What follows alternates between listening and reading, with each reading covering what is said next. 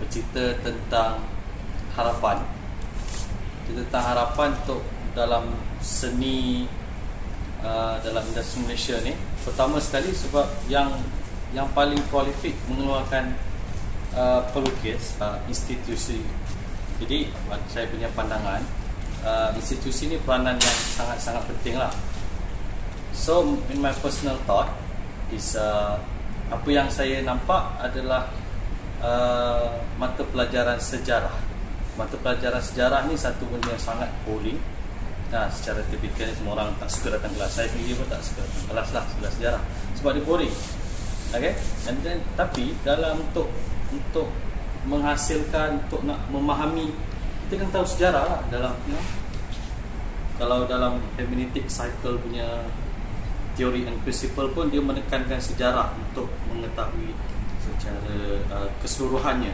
Jadi dia bukanlah jadi seperti institusi yang mengeluarkan orang yang pandai melukis, tapi institusi yang mengeluarkan orang yang memahami lukisan, orang yang dan secara keseluruhannya, secara hermeneutiknya, begitu. Jadi kekurangan pemahaman sejarah bukan juga masalah daripada student yang saya nampak dari pandangan sudut kacamata akademik, sebab kebanyakannya ini tugas-tugas pendidik lah sebenarnya. Tugas pendidik kalau sekadar masuk kelas sejarah, dia pasang slide dan dia baca, boring lah jadinya, kan? Itu antara masalah-masalah pendidik. Dan bila lecturernya boring, syarahnya boring, studentnya boring. Bila studentnya boring, subjek tu boring. Bila subjek tu boring, keluarlah artwork yang jadinya tukang lukis. Kita jadi tukang. Jadi bezanya tukang lukis dengan seniman ni beza. Dua benda yang beza.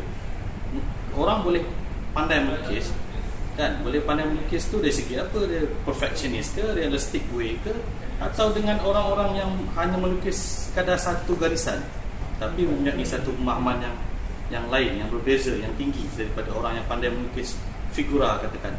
Jadi bagi saya lah, disebabkan pengeluaran artis ni berasal dari tempat kita dah menjadi lambakan artis. Setiap tahun there are thousands of artis yang keluar dari institusi di seluruh Malaysia.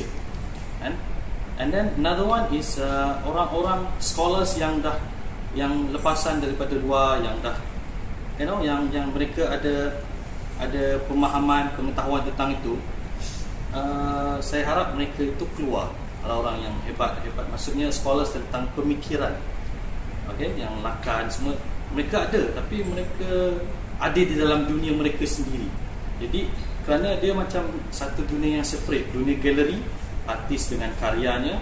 Kalau pergi opening, dia it's like another alumni of UiTM, as suppose, but it's not it's become biased thought lah.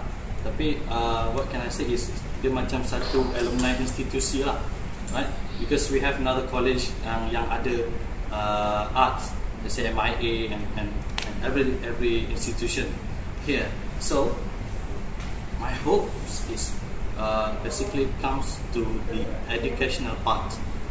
It's not, dia bukan satu perkara yang manusia hanya boleh melukis, tapi hasilkanlah seorang yang sama ada dia melukis atau tidak, walaupun dia seorang penjual ikan geli goreng, tapi dia memahami seni secara keseluruhannya. Itu lebih baik daripada orang yang hanya boleh melukis figura dengan secara paling tepatnya, bukan benda secara orang cuba imitate sesuatu tu dengan secara yang realistik yang mungkin. Tapi beza dengan orang-orang yang memahami seni secara keseluruhan itu, secara akademiknya, secara ilmiah. Ilmiah itu memerlukan proses berlapang dada tu. Jadi proses berlapang dada pun satu masalah juga, antara artis dengan artis dengan galeri, artis dengan kolektor. Proses berlapang dada tu satu perkara yang tu terlalu panjang lah kalau kita nak kupas, ya. Jadi and again it becomes from the educational part. Itulah yang harus diketengahkan, digarap.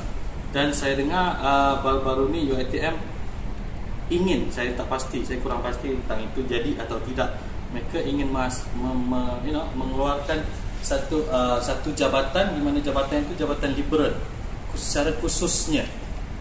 Kerana sebelum ini jabatan liberal itu mereka hanya jadikan sebagai servicing subject di dalam subjek-subjek di seni halus. But now this is ini mungkin adalah salah satu cara yang usaha yang baik untuk meningkatkan perkara macam ni. Kerana dengan sejarah, daripada mereka tahu sejarah, mereka akan boleh keluar jadi they can be a very good curator, they can be a very good historian, and in fact they can be a very good artist as well.